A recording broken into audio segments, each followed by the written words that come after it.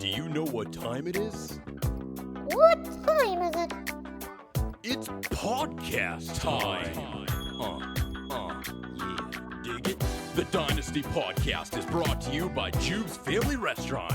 Family owned and operated since 2002. Jube's Family Restaurant's gourmet pizza and fresh food seafood is better than dirty, dirty sex. Get your ass to Jube's Family Restaurant and don't forget to tip your fucking waitress.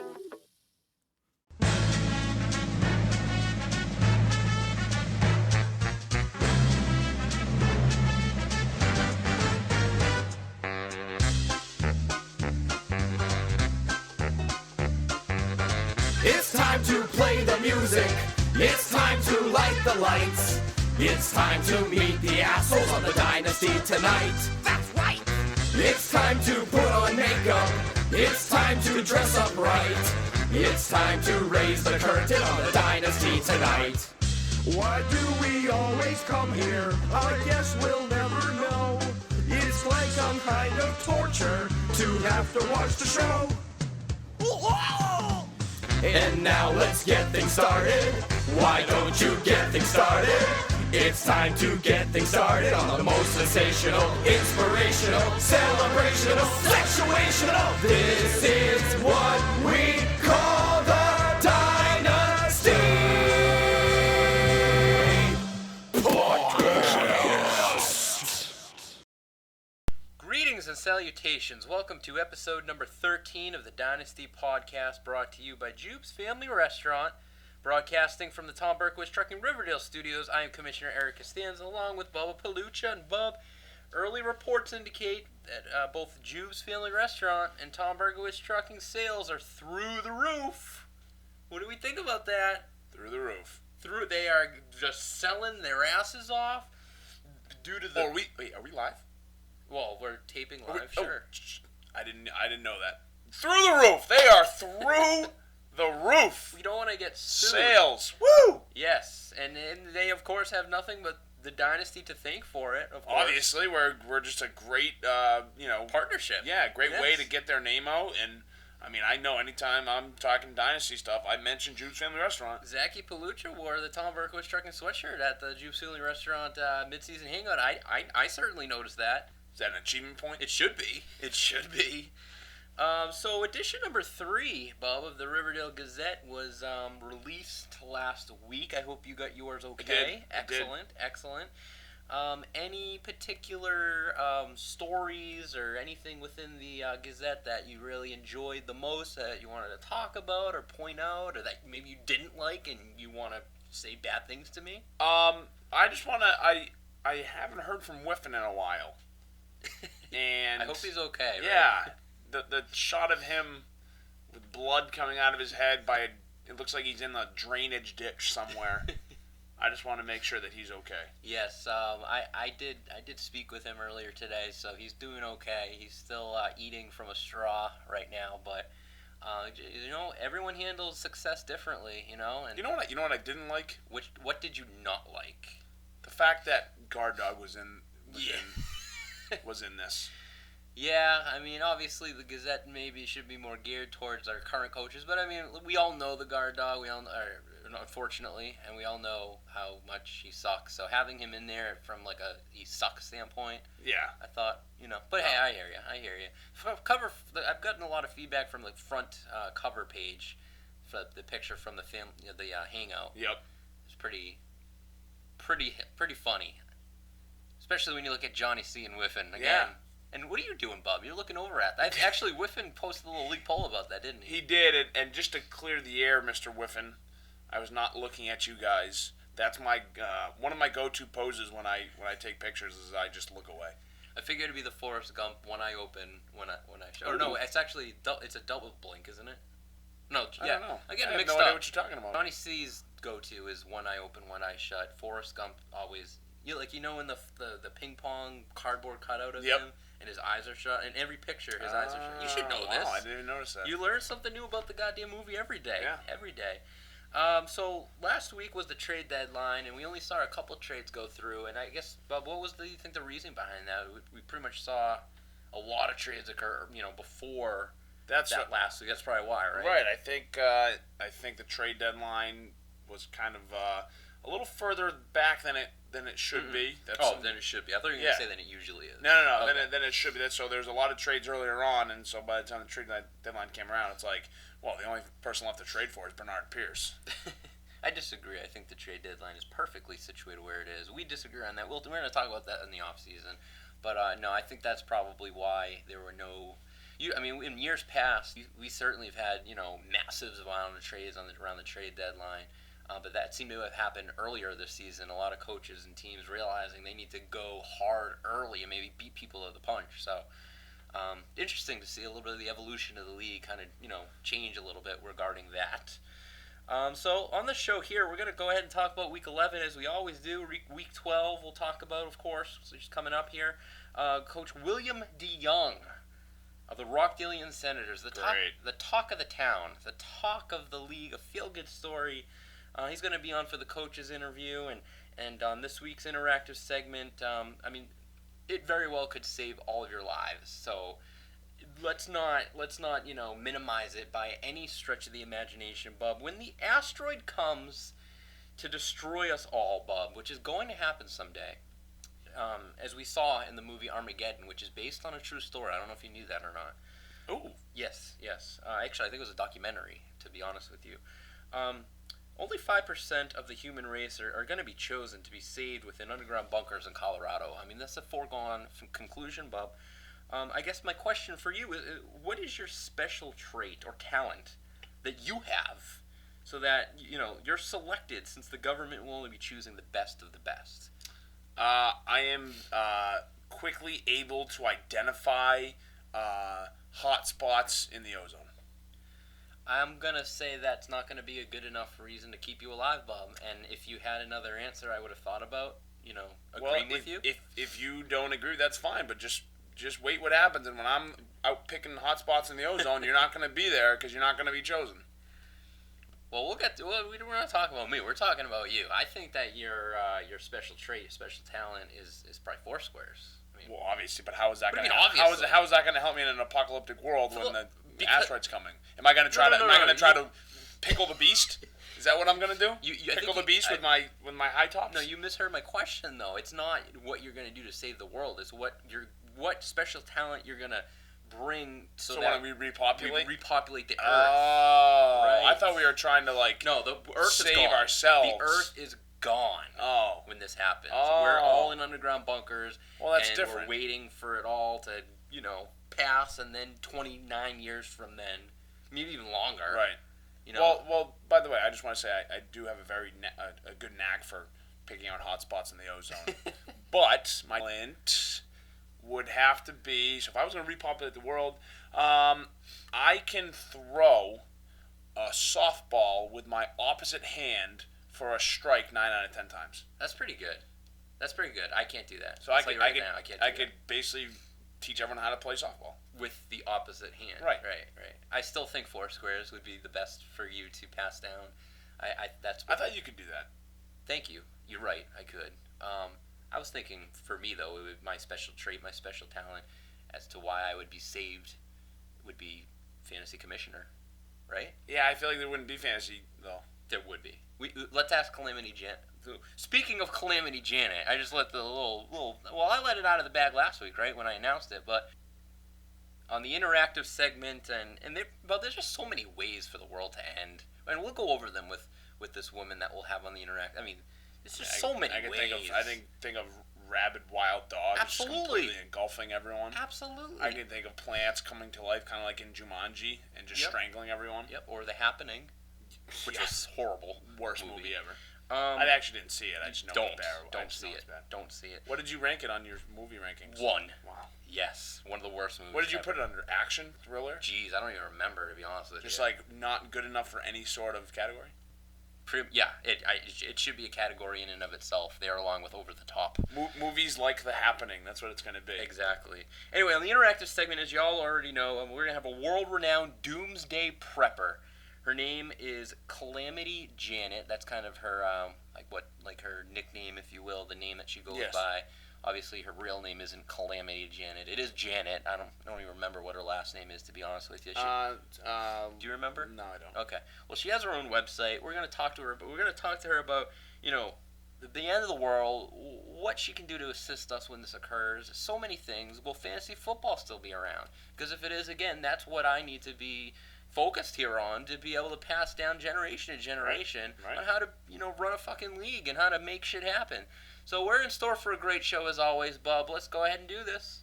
Now let's take a look into last week's results. Who kicked some ass? Who sucked?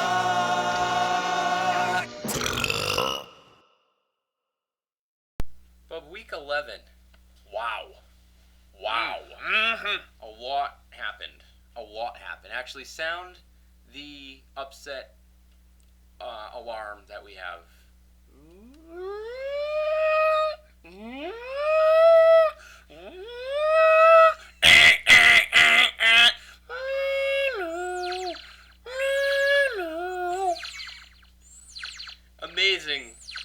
Amazing alarm, Bubba. Thank you for that. You're Great welcome. sound effects. 5 out of 6. Hey, maybe that could be my thing. Oh, you do a lot. Remember the little jingle you did? Yeah. That's a good thing too. Think about it. All right. Shut it off. Shut it down. So 5 out of 6 games, Bob, technically were upsets, and some of which were just crazy upsets. And let's get right into. Let's roll through. Roll it. Start with the South Royal Division. Of course, the game of the week, the Yellow Peril defeating the Hong Kong Cavaliers 114-79. Peril goes up to 8-3, and Hong Kong drops down to 9-2. Let's start with Hong Kong first, Bub. He's now in a 2-game losing streak. He's obviously still in a very good spot, but his team suddenly looks beatable. pedestrian.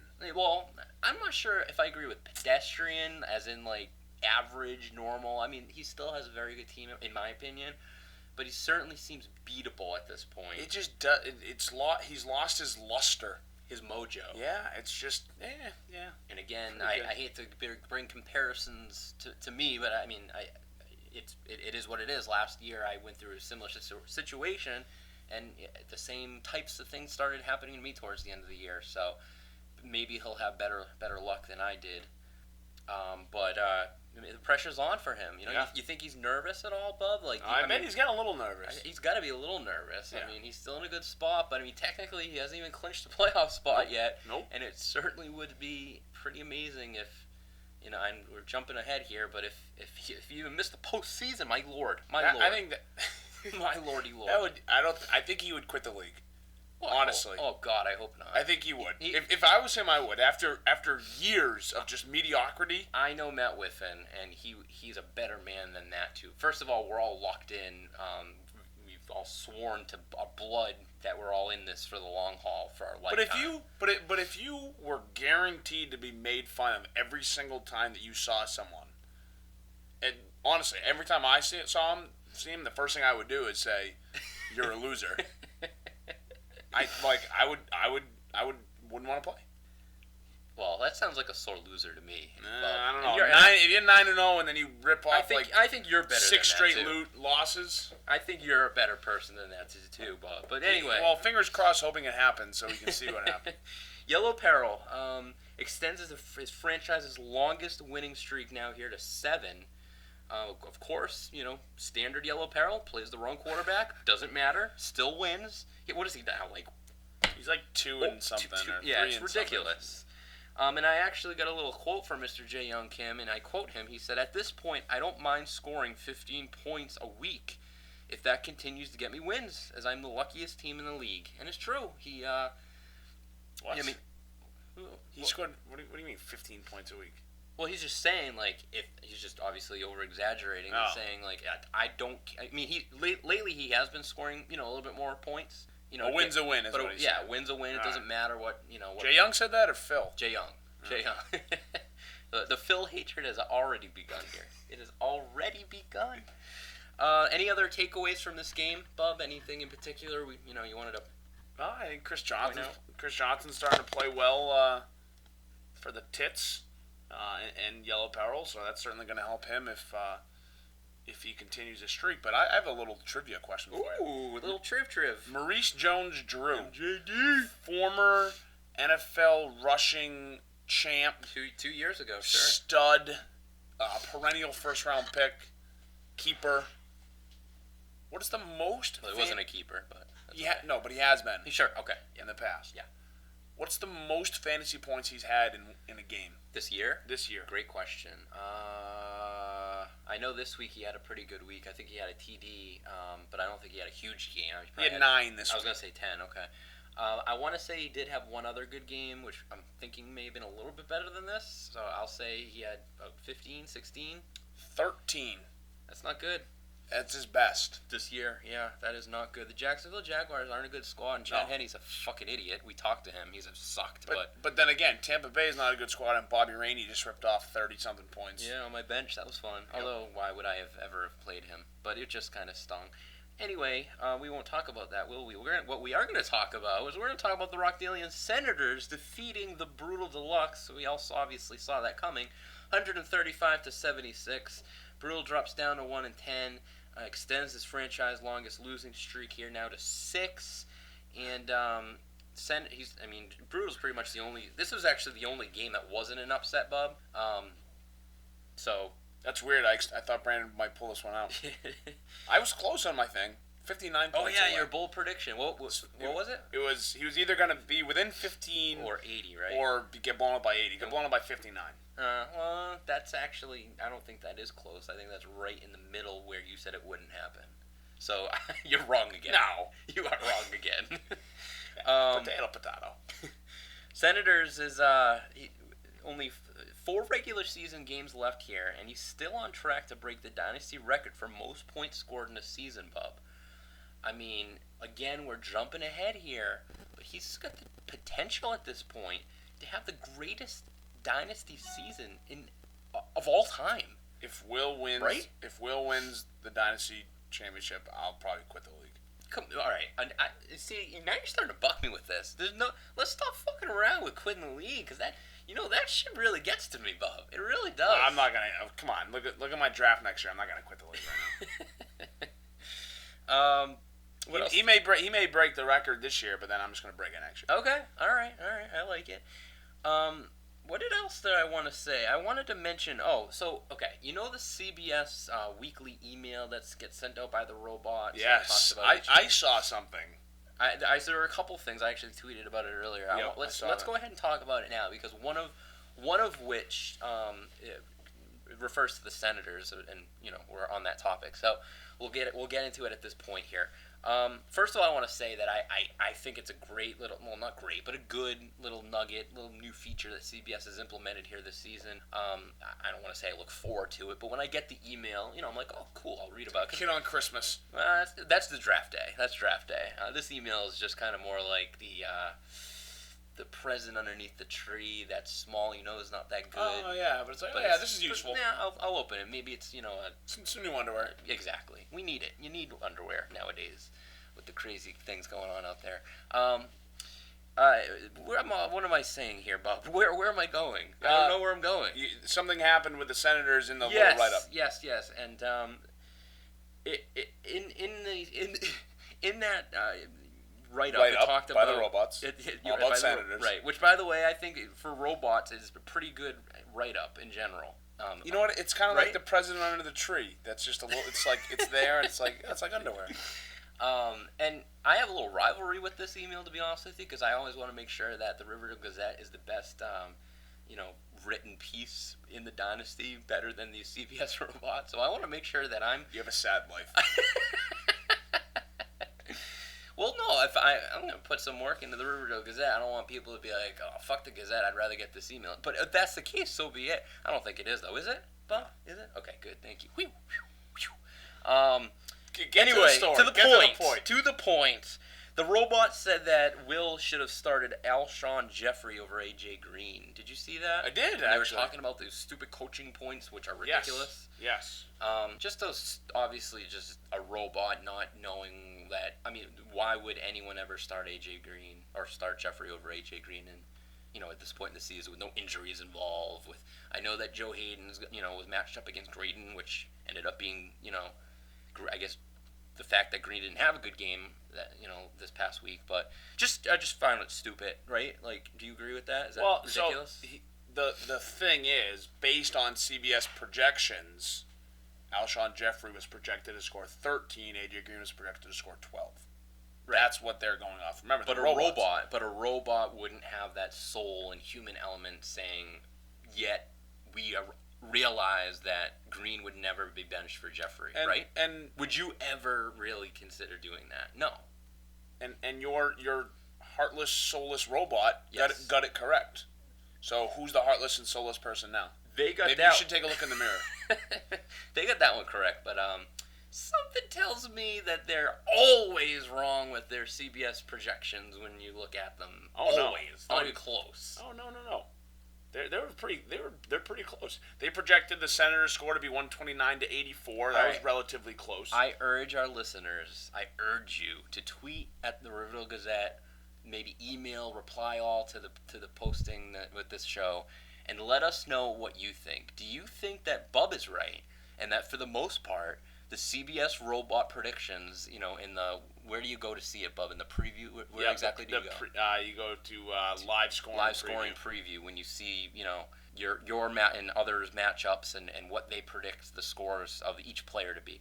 Do you guys agree with Bub and think that for the most part they're accurate for the most part, or do you agree with me and you think it's usually way off? Let us know. You know what I think? I would respect the crap out of someone who like Jamie Eisenberg, for example, to say I project Peyton Manning to score 11 points this week. Just come out and say he's going to have a terrible game. I would appreciate instead of just putting it basically as average or whatever every single time. Yep. It's okay. He's going to score this. Yep. Adrian Peterson's going to score 24 points every single game. Right. Yep. I totally understand, and nobody does that, and obviously the robots don't. So anyway, let us know. The other two things that I noticed on this robotic email this particular week. Who does it have to do with? It has to do with Zach and John.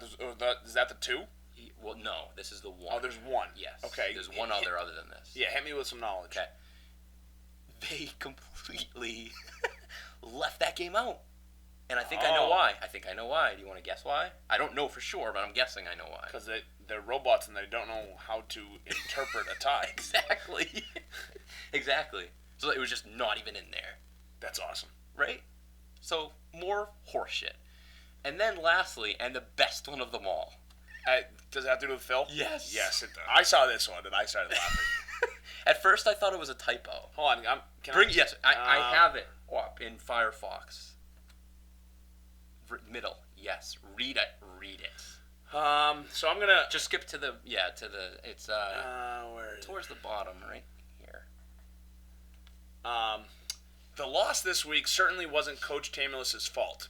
She left the Colts defense, special teams, and their 11.1 expected points on the bench, favoring the Buccaneers defense. This decision boosted Pig Noon's final score, which wasn't enough. After her decisions this week, Coach Tamulis's lineup moves are now a net plus for the year.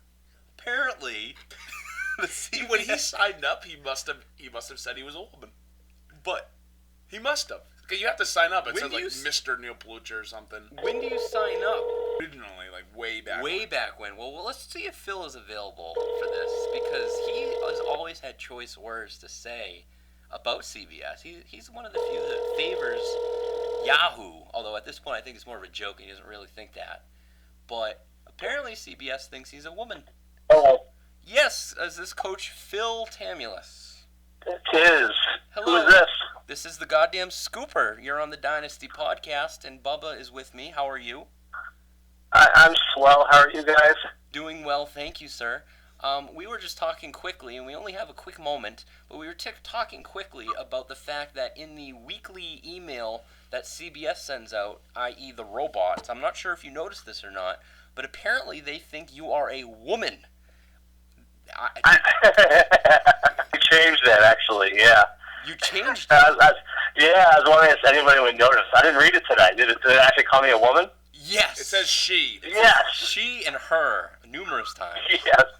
So you purposely, first of all, where do you go to change your gender in CBS? I didn't even know that was possible. Yes, I totally finagled it. This is my own doing. And I was wondering if the robots would fall for it, and they did. They did. Nice job. Nicely done. Well, Fuck CBS, right, Phil? Yeah, freaking Yahoo.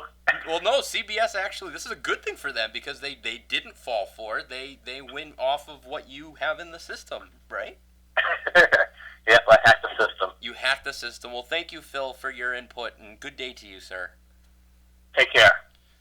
Well, there you have it. There's Phil Tamulus hacking the system, doing what he does. I was actually in his AP computer class with Mrs. Columbus, otherwise known as Ohio, because not only was her last name Columbus, but she was As big as Ohio? As big as Ohio, which, Yeah. by the way, she once caught me saying. Ooh. That didn't go over well. And anyway, Phil was relatively good at computer savviness, certainly better than I was. I didn't even know you could do that. I don't know where you can go into CBS and even change your gender. I have no I'm clue. going to change yours to unknown. That would be accurate. To be on most days, that would be accurate. So anyway, let's move on here. The Soul Glow beat Pig Newtons in another pretty big upset, 93-89. It was a very close game. Soul Glow is 5-6, and Pig Newtons drops to 7-4. Big loss by Phil. As of right now, he's out of the playoffs if the postseason started here today. That's weird. Oh, that's weird. Phil's shitty team lost. You know what? I'm going to give you 10 seconds. Go nuts. I know you want to. What, Just slam Phil. What did he score? 89 points? I bet he was shocked that he lost because typically he wins with 89 points. His team. Look at his team. His team is literally. I don't understand how he's won 7 games. 2 more seconds. My team is better than his team. My team is better than his team. Time's up. Wow. The weekly bubble on Phil hate. You gotta love it. One thing that I noticed since we're talking about the Phil game here and the Brian game, did you notice what their bench points were, Bob? I didn't, but I did just change you to female. Thank you for that. Thank you for that. And the great thing is I do not even know how to go in and fix it. Oh, So. I got to verify current password. Good. And I'm not telling you that. Foiled again. The bench points between Phil and Brian were tied at 25. That would have been fun. So only 3 points or 4 points off from the original 93-89 score. We almost saw our first ultimate tie, which we addressed here in the rule book here this past offseason. And actually, we haven't got to it yet, but if I played Matt Whitman this week, we both scored a bad 79 points. And I think him and I were like 1 point off for our bench point. So I'm telling you, Bob, Yes. Sooner rather than later, I think you guys laughed at me when I brought this up in the board member meetings. Yeah. But I think I deserve a little kudos there because I'm pretty sure sooner rather than later, we're going to see an ultimate tie, and we're going to be thanking the day that we have something in place. And you know what I'm saying? Yeah. But God damn it. Speaking of ties, Yes. how about the Handy Quacks and Rapists? Good segue. Great. Yes, the North Riverdale Division, Handy Quacks and Rapists, they tied 99-99. Obviously went down to the bench points. And, Bob, anything in that game that you think John could have done maybe better, or was it just bad luck, to get that victory? It doesn't really look like he could have done anything. Disagree with you. Take a further look, my friend. Take a further look. Look at his bench. Yeah, I see his bench. He's got Nick Folk in there, Bob. Why? I mean, you have Matt Prater. He's had his bye. Why are you keeping his second kicker? Right? Yeah, I don't think he would have scored 49 points, though. No. If he picked up someone besides Nick Folk. Yeah. That person wouldn't have scored 49 points. Nick Folk got 1 point. I understand. But look at his bench. He lost bench points by 50. Oh. So whoever he picked up would have had to score 50 points Yeah. to the ultimate tie. Yeah. So I could be wrong. No. It's happened before. Yeah, my don't point. think. My point. I don't know what I was looking at. But you're right. That's just a silly move. Well, yeah, but my point is completely squashed. So Yeah. never mind.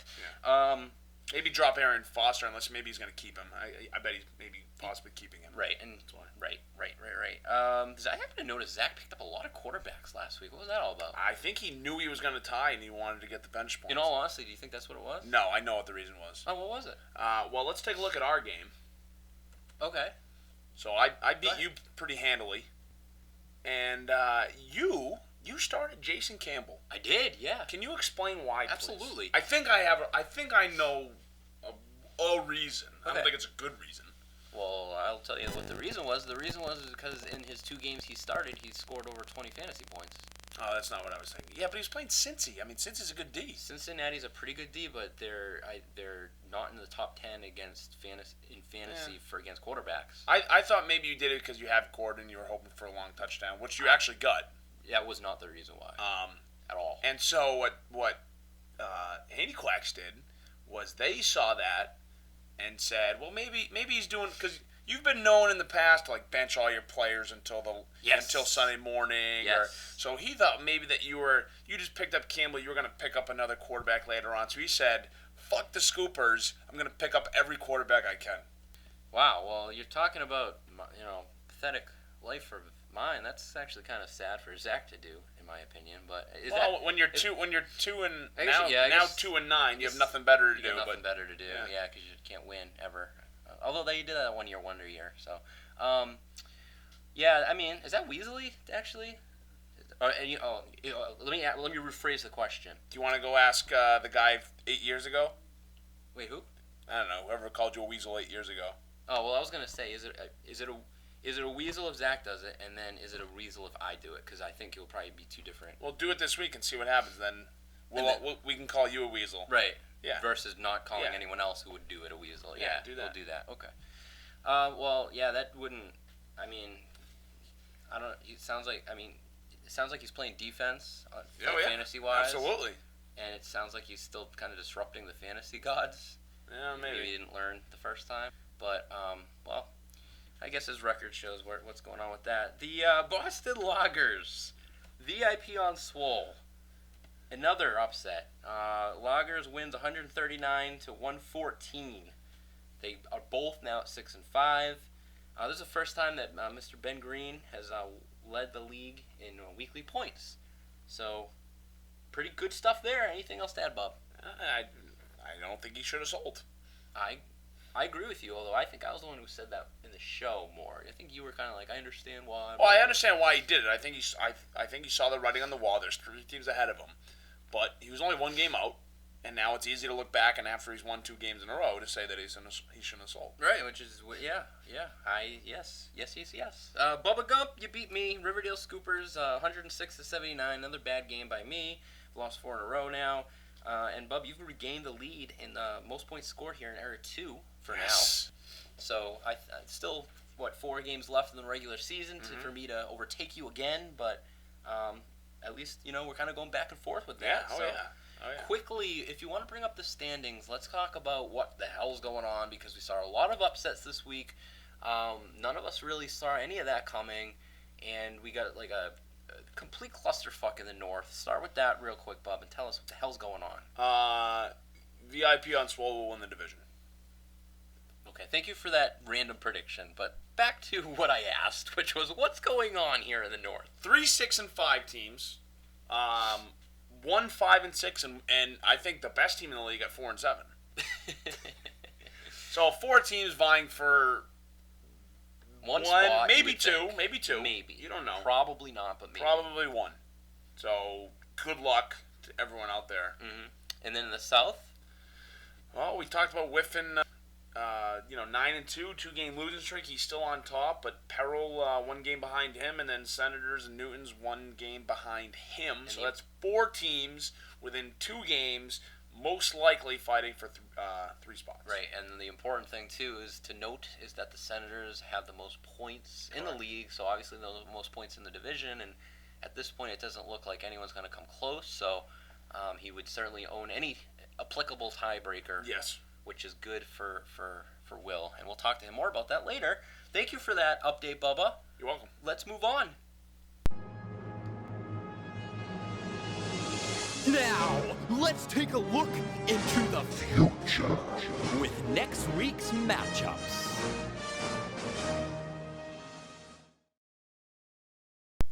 Bub, you have some announcements to make. I do. I have some somber news. Both Handy Quacks and Brew Deluxe are officially eliminated. Damn it. from the playoff race. Mathematically eliminated. Everyone else still very much alive. Very much alive, including yourself. Oh, yeah. Let's talk about next week's all-important matchups. Week number 12, again, right down the home, the final stretch where we made the final turn and we're headed down the fairway, the runway. Speaking of that, did you see Jeopardy the other night? Do you watch Jeopardy at all? Sometimes, but it was last night, and the clue was this is the place where the next batter in baseball gets ready. Okay. Or where he warms up. Sure. And the guy brings in. Yes. He goes, it's called the warm up circle. He didn't say what is. And Alex, no, he goes. Oh. Well, actually, he didn't say what it is, but he goes, it's the warm up. And Alex just looks at him and goes, no. It's not the warm-up circle. And then the lady, actually a woman, rang in and said the on-deck circle. What is the on-deck circle? Yes, she said what, and she got it right. But he was just so flabbergasted that the yeah. warm-up circle. He's like, sports, I know it. And then he completely shit himself. That Sure. made me think of it. Good stuff. All right, so the Riverdale Scoopers against the Brewel Deluxe. 5-6, he's 1-10, and I absolutely 100% need to win this game, or I am definitely completely out of everything. If you don't win this game, you should just quit the league. Next year, I want to create a "You've been bucked" jingle or something like that. Yeah, you got my wheels turning there, bud. And I can see that. Handy Quacks is going up against Yellow Peril. The Rapists is going up against the Hong Kong Cavs. Always an interesting either rivalry or relationship between those two. Love. Romance. Love. Well, they're actually technically both in the lead in their division. So, and Hong Kong's beaten the Rapists 3 times out of 4 in their franchise's career. Bob, do you think Hong Kong's going to get to the 13 wins this season? Which are you don't think that? No way. Okay. What else did I want to say? That's about it about that. Anything else? Nope. Okay. The next game was VIP against Pig Newtons, and that's another big game, pivotal matchup. And this is actually a rematch of last year's Dynasty Bowl 9. So Phil's good a shot at getting at least a little bit of revenge, possibly. The Boston Loggers, who, by the way, are tied for the division lead, are going up against Soul Glow.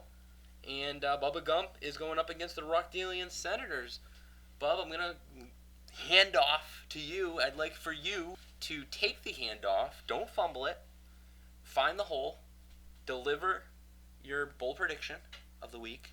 And then juke, cut, zigzag a little bit, and give us your game of the week. And you don't even have to do it in that order. If you want to give the game of the week first, you can. It's up to you, Bub. I'm sorry. Could you repeat all that? I wasn't listening. So here's what you want to do. No, go ahead. My bold prediction. It's not really a bold prediction to predict that Phil's going to score 90 points. Oh, God. My bold prediction is... I predict every time, like when Phil's listening, when you say these things, I can feel like his fist getting harder, like he's like white knuckling it here. The Rapists and Hong Kong game will score 300 combined points. Wow. Okay, so high. That's a high scoring affair. Yeah, they both 150, 150. I mean, I think that's a pretty bold prediction. Okay, I actually have a bold prediction. Do you mind, or do you not? I suppose. Okay. Is it okay if it's about me, or is that going to be all? Oh, I wouldn't expect anything else. My bold prediction isn't regarding this particular week. It's just in general. Okay. The Riverdale Scoopers are going to win the North Riverdale division. No. Yes. That's not going to happen. It's going to happen. 0%. 0%. 0%. It's going to happen. Would you like to place a wager? No. No, I do not. No, I do not. Well, in that case, I think the Bubblegum Shrimp are going to win the division. Game of the week, Bub. Yeah, I mean... Okay, I'm going to run the table. I am going to run the fucking table. I have a question. For game of the week, I'll wait until I lose in round 1.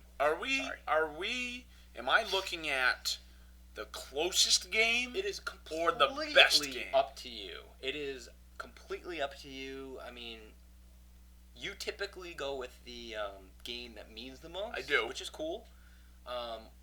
May not necessarily mean that you think maybe that's the game that's going to score the highest points total or maybe the closest. I mean, a good game could be 80-79. It's true. You know, Could be a tie game. right? So it's completely up to you. I don't want to. I'll pick Rapists in Hong Kong. Okay. The Rapists versus Hong Kong, the two division leaders. Still big, playoff implications. I think we obviously have a VIP versus Pig Newton's game, which is going to be looked at closely as well. Well, and that's why I asked about my question, because if VIP scores, 35 points. I'm sorry, if Pig Newton scores 35 points. VIP is going to put up his usual 100, so Phil's not going to win. There is a 0% chance that Phil will score less than 35 points. Want to put money on it? I mean, if you give me odds, I wouldn't say 0%. I'd say like 0.1 at Are we least. legitimately talking about Phil scoring 35 points? Oh, so Phil, I apologize. Bubba's brought me into the hatred for you, and I don't hate you. I like you. Now it is time. Fucking right, it's time. So grab your balls and let's go. Coaches interview. Here we fucking go.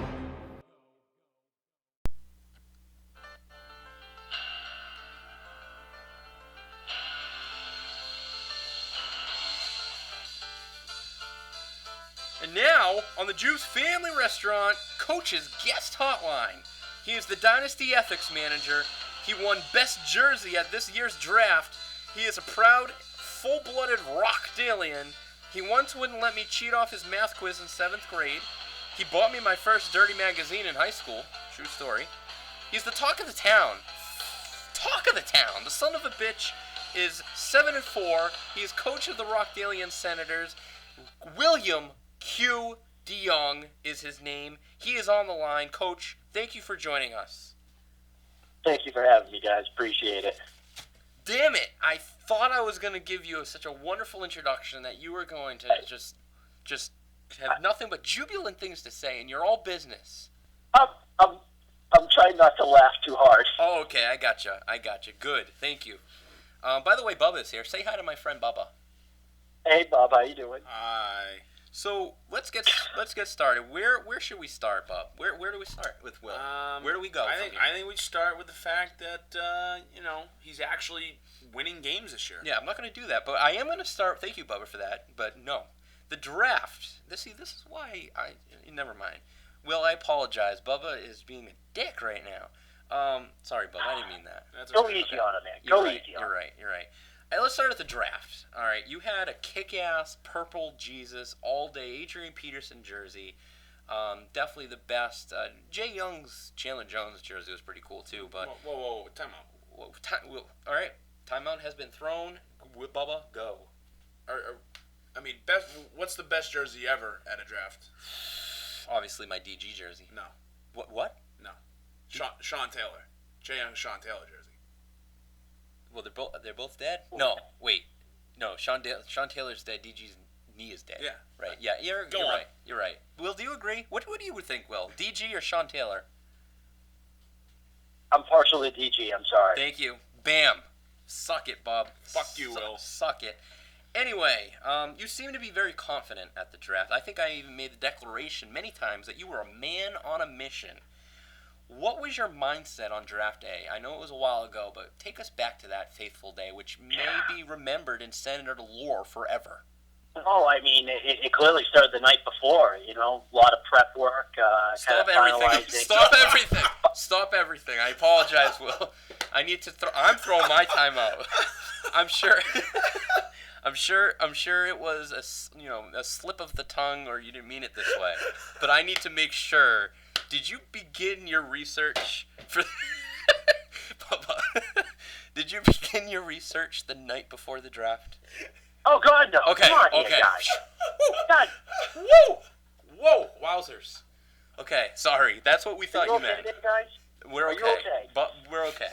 Are you sure? I'm sure. Sorry, I apologize. We're not being very professional. We're not being very, very professional. We need to respect you a little bit more, Will. Sorry, take it away. It began. No. Hey, it's all right.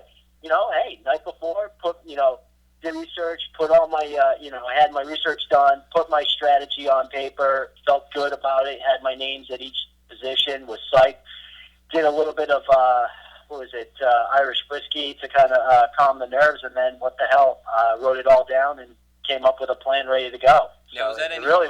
Sorry, was that any different than previous year? Like, did you do anything, or did you just stuck it out with what you typically do? Anything? Drink the whiskey definitely helped. The Irish whiskey definitely helped. So that was different than previous seasons. Oh, absolutely. Gotcha. I never drank the night before.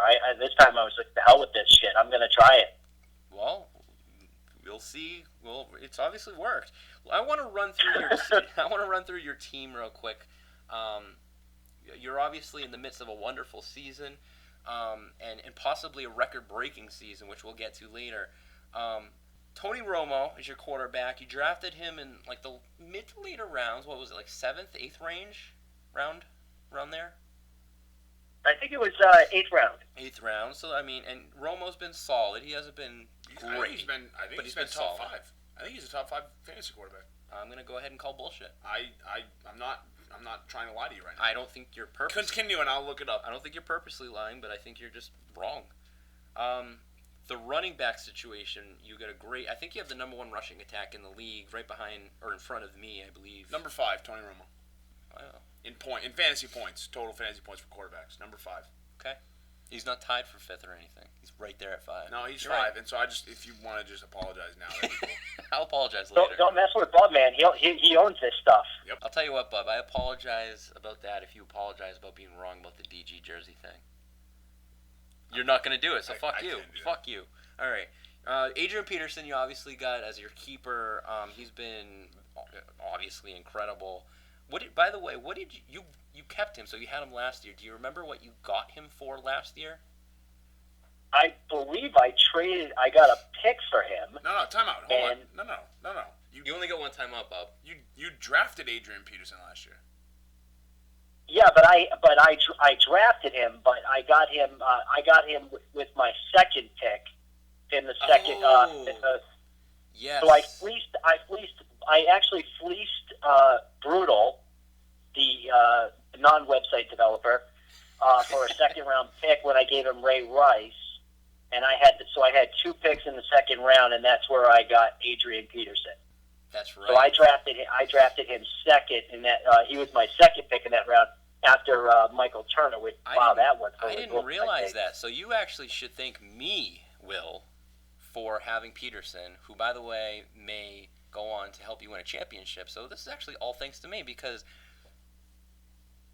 you had Ray Rice because I traded you a 6th round pick. Jesus Christ, come on. And then you took Ray Rice, turned him around into a pick from Brutal. That one time and that pick was Peterson. The one time I got you the beer, and then you drank the beer, and you picked Nick Folk, and he won you week number 7. So I got you that beer, so I basically won you a championship. But we don't have championships, so as you very well know, we need. I don't know. I don't know what you win if you win the title. I don't.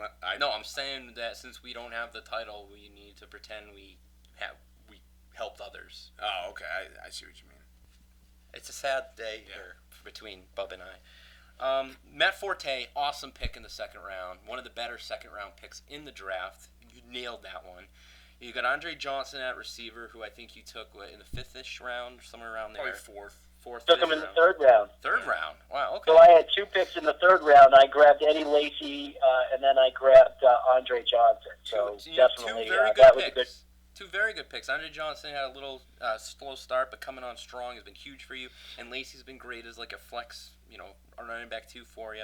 You got Calvin Johnson in the big trade. AJ Green you picked up in a trade.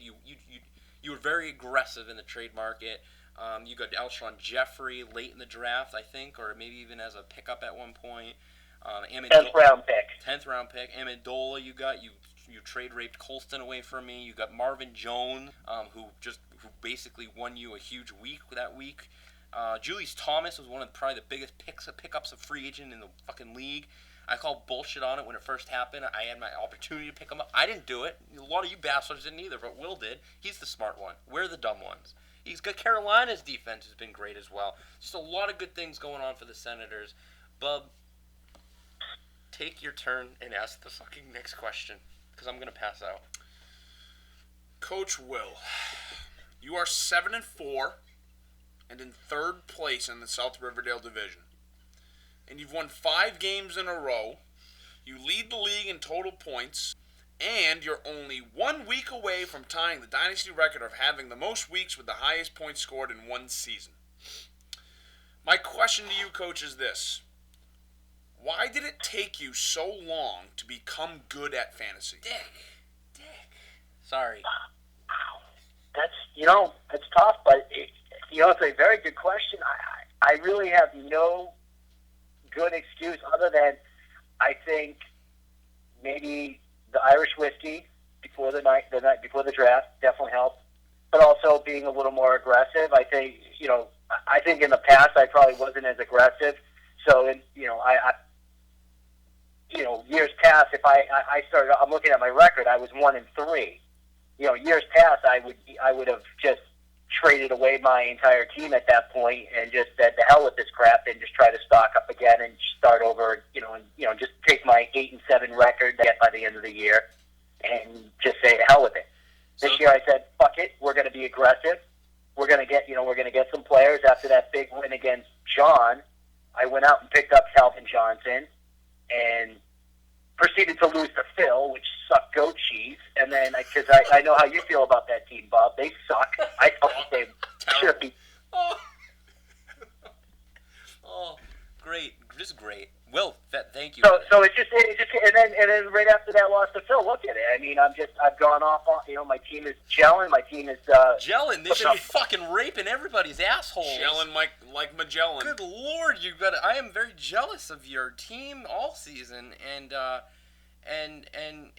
one thing I wanted to mention, not the one thing, but one of many things I wanted to mention, Will, we actually talked about this offline, and I wanted to talk about it on the show.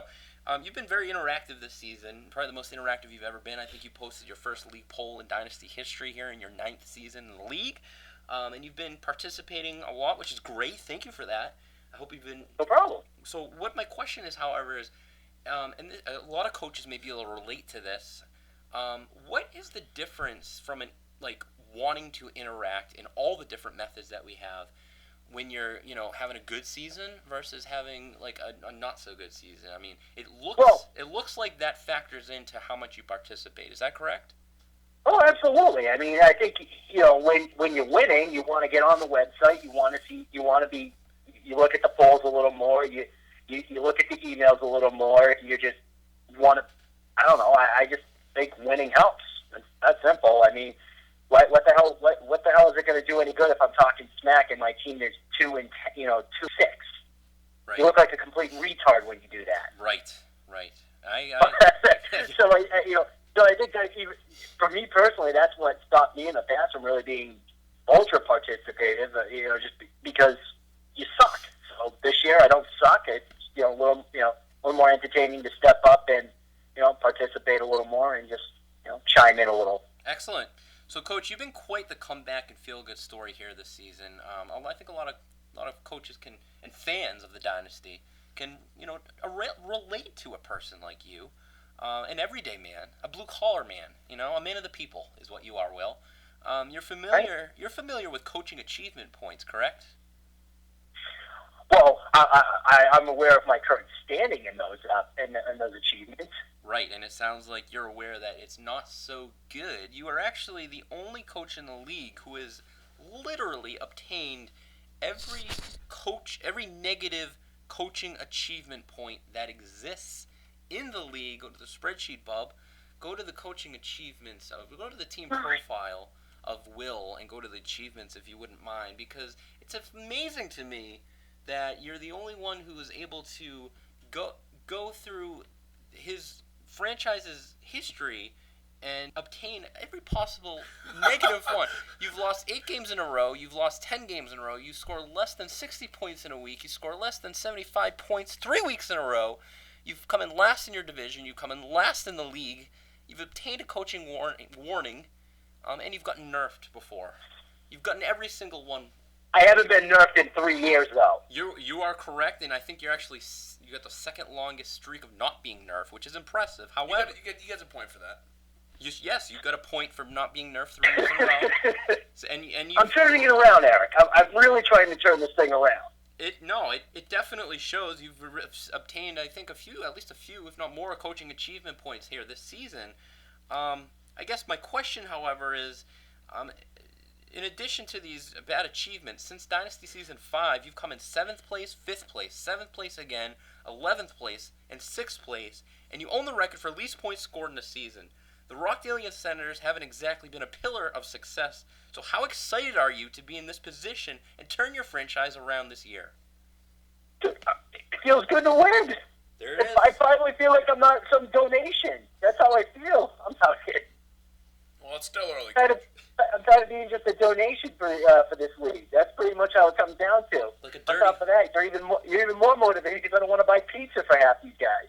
like a dirty whore just taking sperm like all day long. You're just a donation of sperm in your vagina is what your franchise has been. I'm sorry to say, but this year you're the prom queen so far, and I want to fuck you. Well, Things are getting weird here. that's how it's getting weird, but it's okay, Bob. If you want to leave the room, Eric and I, we don't see each other very often, so you might want to have a few moments there. You're not seeing each other right now. Coach, sitting in 3rd place, obviously on a very big hot streak here, winning a lot of games by scoring a lot of points. Give me a percentage. What are your chances of getting into the playoffs this year? Well, I put myself down as a contender during that voting, and I'm saying 100%. 100%. Not even a smidge. No. I like the confidence. I expect to be there. All right. You were penitent when you were at 1-3. Penitent. You like that word, don't you? Straight from Indiana Jones in the Last Crusade. Indiana Jones, very nice, penitent man. Only the penitent chapas. Penitent. Let's take it to the Twitter machine. Yeah, let's go. Let's take it to the Twitter machine. At Peter DeYoung has tweeted us, Will, and he tweeted us this question. Last year, you almost took the Senators and left Rockdale. Other than the death threats, what made you stick with us? I don't think you're allowed to change your team name until the end of an era, so I just rolled with that. I said I'm going to roll with it for one more season at the end of an era, and if I'm what the hell, if it doesn't work this year, then we'll change it next year in the next era. But clearly, it wasn't the team name. We have a second tweet here from at @JDiabetesCutler. You're currently on pace to break the guard dog's record of the most points scored in a season. How important is that record for you? Well, I wasn't thinking about it until last week when you guys brought up the distinction of owning the least amount of points and the most amount of points. I really feel I need to have that record. I want that record. On top of that, the idea of those fucks owning that record just really makes me sick to my stomach. Okay, fair enough. Now, Coach, we reached out to your opponent this week. Who's that, bud? Who's actually, it's me. Oh, no shit. So you reached out to yourself? Yeah, when I was reaching around myself. I gave myself a reach around. Okay. And while I was doing that, I was thinking of Will. And I do that often. Yeah. And thank you. I'm not gonna sit here and try to belittle you, Coach, because you are having you're in the midst of a wonderful year, and like you kind of mentioned before, my team's not so good, so it would look foolish of me to sit here and talk smack to you. However, after I beat you this week, how sad on a scale of 1 to 10 are you going to be?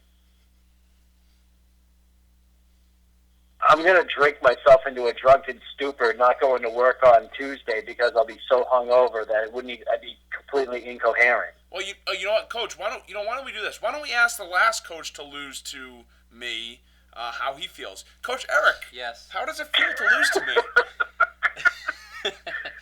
Oh, wow. I'll tell you what, it doesn't feel good. I can tell you that much. Especially in a game that, if I won, I would have been in such a better spot. But I'm not. It's usually what happens. And it sucks. And Will, I don't think you're going to lose this week. You've been a pleasure to speak with here today, as you always are. We actually have a big interactive segment coming up right after you. It's Calamity Jenny. She's gonna talk to us about the end of the world, which, as you know, because you're a scientific man, you know it's going to happen. So we all need to prepare accordingly. Absolutely. Have you had a favorite interactive guest here this season so far? We've had so many. Anyone off the top of your head that really got you laughing or got you interested? Well, obviously Brie Olson was kind of hilarious. I'm not gonna lie, that was pretty freaking funny. Absolutely. The nun's a little weird, but I'm gonna go with the porn star. How about that? I like it. You can't go wrong with Brie Olson. Well, Will, thank you. I'm sure you'll be informing us in edition number 4 of the Riverdale Gazette of your ethical investigations. We've had many ethical violations this season, and I know that you enlighten us every edition 4 of the Riverdale Gazette with what you have, your decisions regarding all of those investigations. So we're looking forward to that. I'm sure you're looking forward to hopefully entering the playoffs for the first time all era in a very long time. And good luck to you, and thank you for being on the show as always. Hey, thanks again, guys. Well, there it is, Bob. Will DeYoung. We hopefully, maybe even, I don't know, but hopefully, but we may be talking to him again in the playoff edition podcast coming up here later on this season. It's not ahead of ourselves. You're right. Anything could happen. Pump the brakes. You're right. But it is what. Let's get Calamity Janet on the line. Let's get ready for the end of the world, Bob. What do you think? I'm excited for this. Me too. I'm not sure how this relates to fantasy either. Other than I bet we'll find out.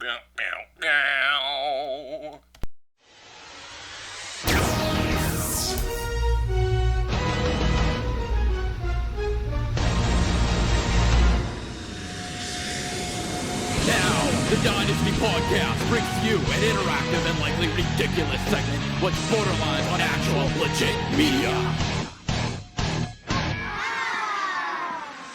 Buckle up your fucking seatbelts for the Dynasty Podcast interactive segment.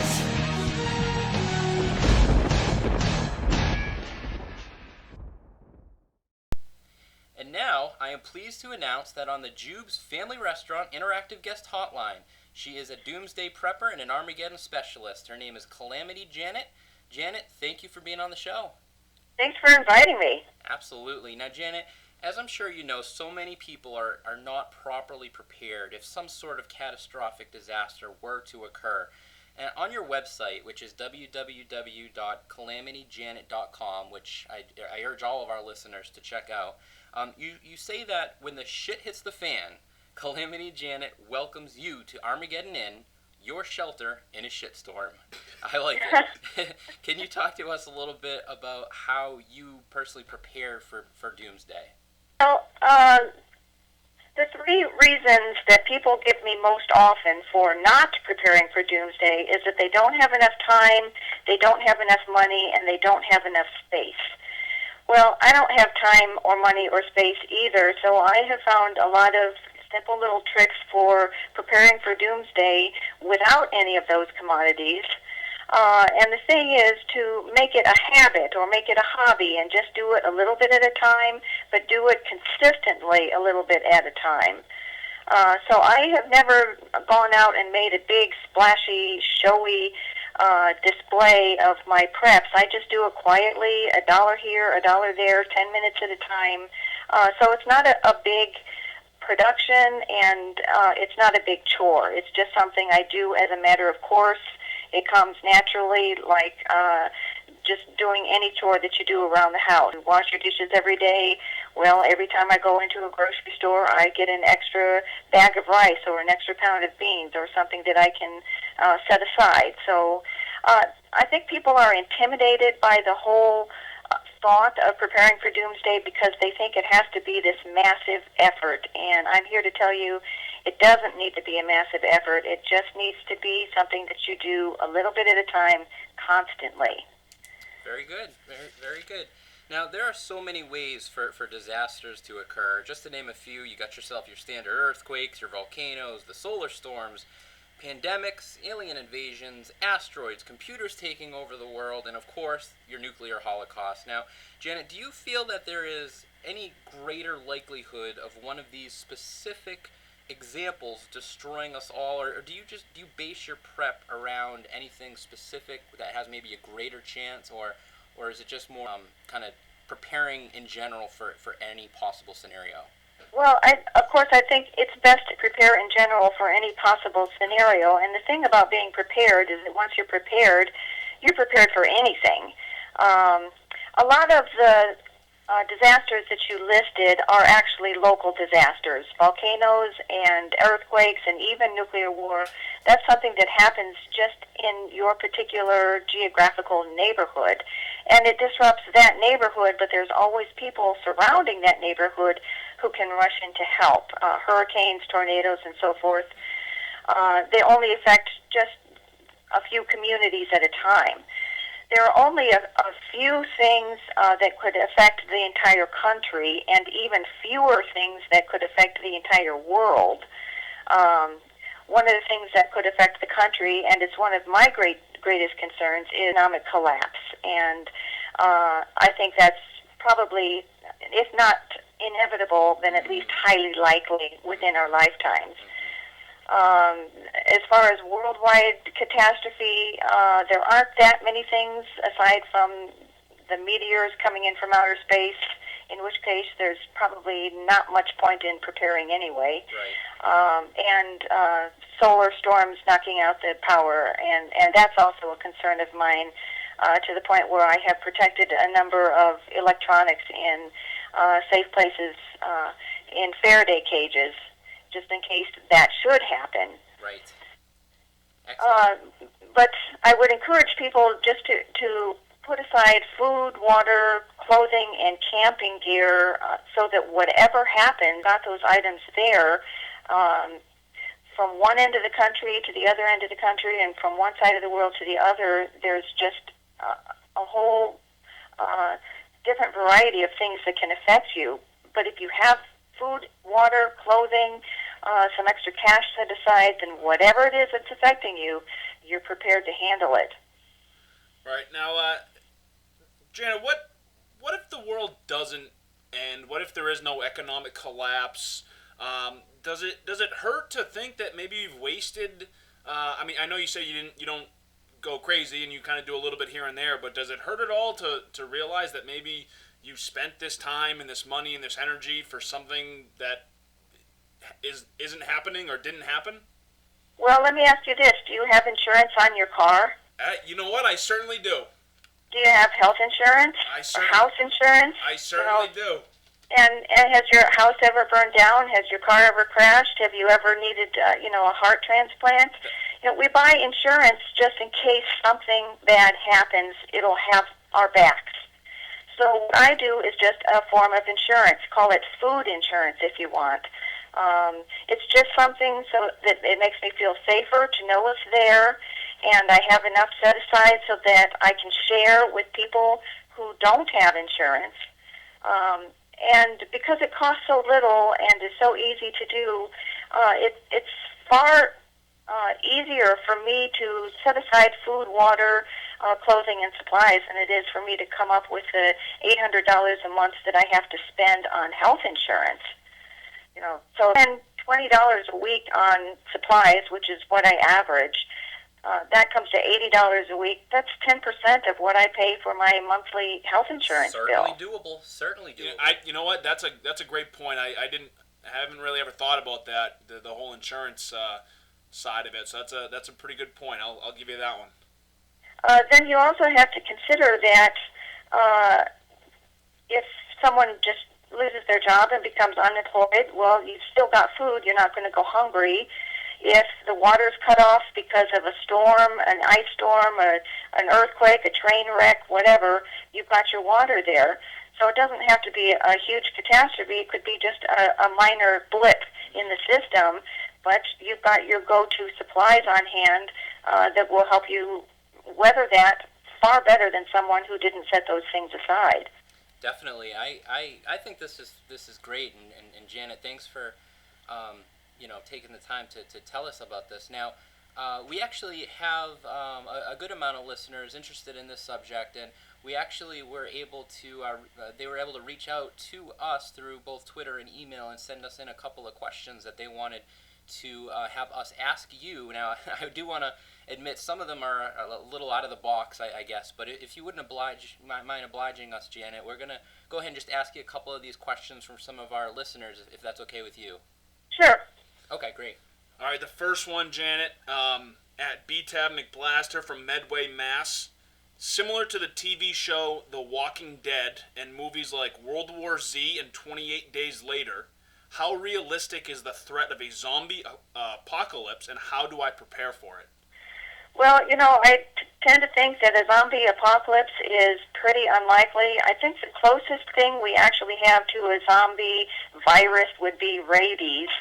And if there were suddenly a mutation of rabies that spread worldwide, then we might be having problems. But I don't know that that is very likely. I think there are far greater threats, such as a pandemic, that we can't get a handle on. But personally, once again, I'm going to reiterate, if you're prepared for emergencies and disasters, then you're prepared for zombies. Mm-hmm, mm-hmm.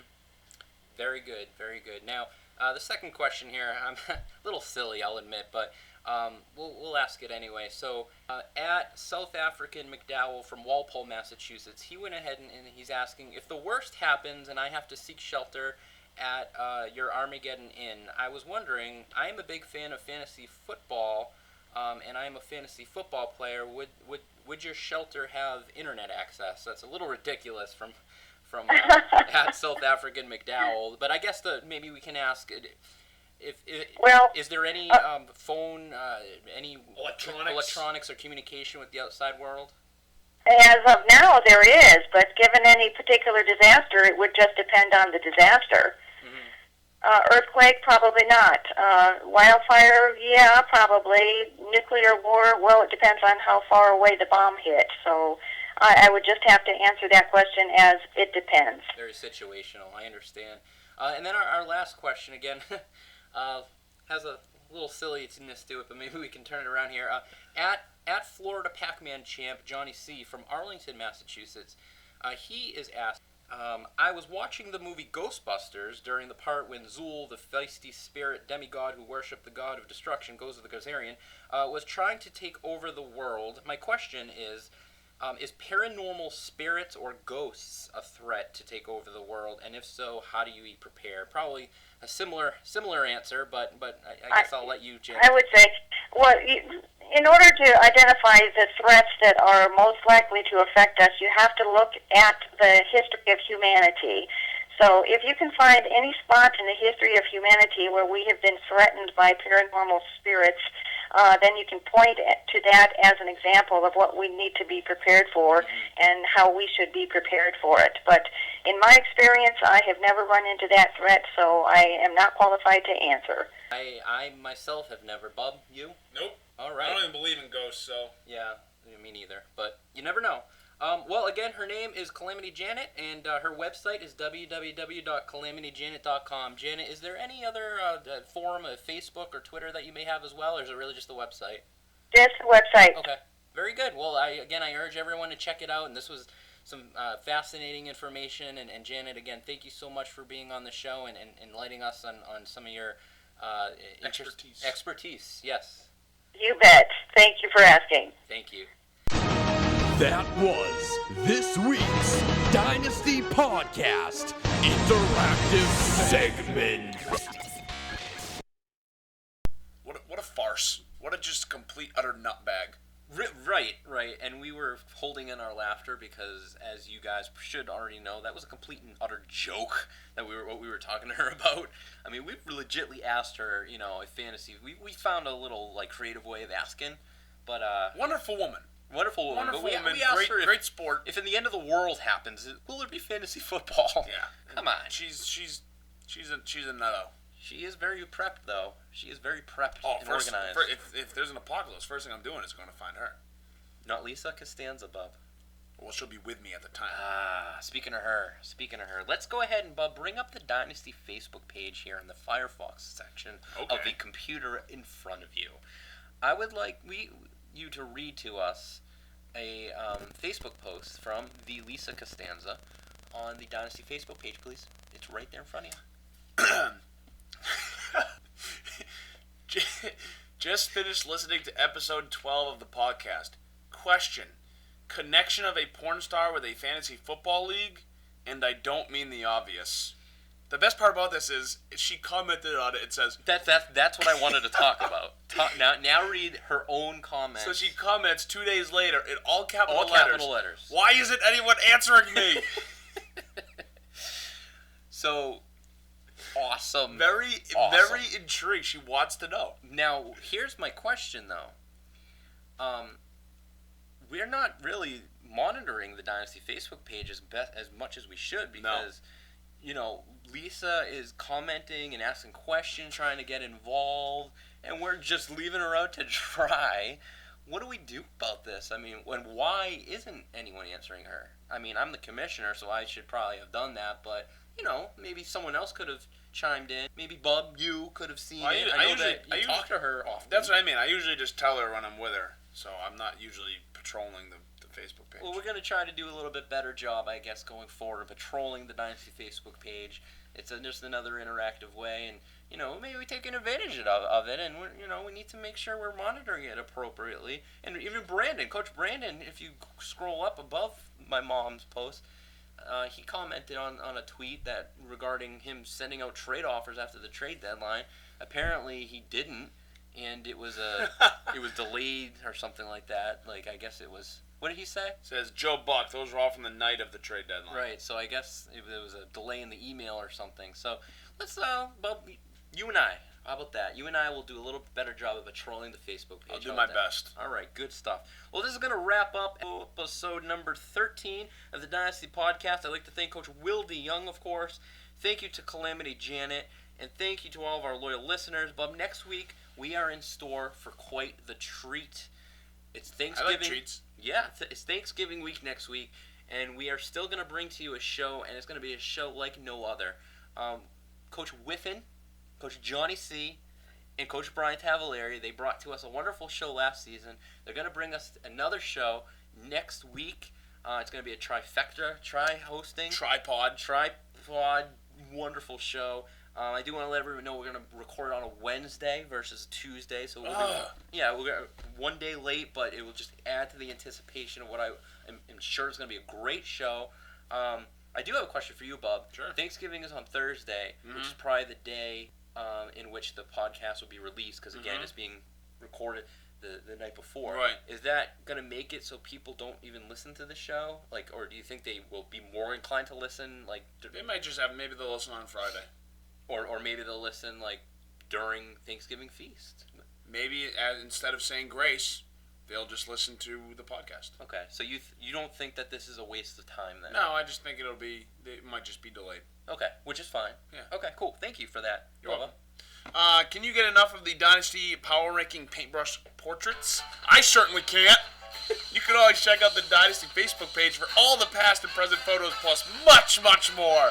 This is Commissioner Scooper. And this is Commissioner Apprentice Bob Paluccio. Next week on episode number 14, we're going to bring you the trifecta group of Coach Matt Whiffen, Coach Johnny C., and Brian Tavaleri. They're all going to discuss all things Dynasty related and will hopefully not run this goddamn show into the fucking ground that Bubba and I have worked so goddamn hard to make sure that it's wonderful for all you listeners. God help us all. Over and out. What up, bitches and hoes? This is Dynasty Achievements Analyst and your reigning Dynasty Champion, RDC, hashtag Coach Chris Heaney, a VIP on Swole. And this spectacular episode of the Dynasty Podcast was brought to you by Jube's Family Restaurant. Their pizza and fresh seafood is almost as good as vodka. And don't forget about Tom Berkowitz Trucking, servicing all of Riverdale since 1981.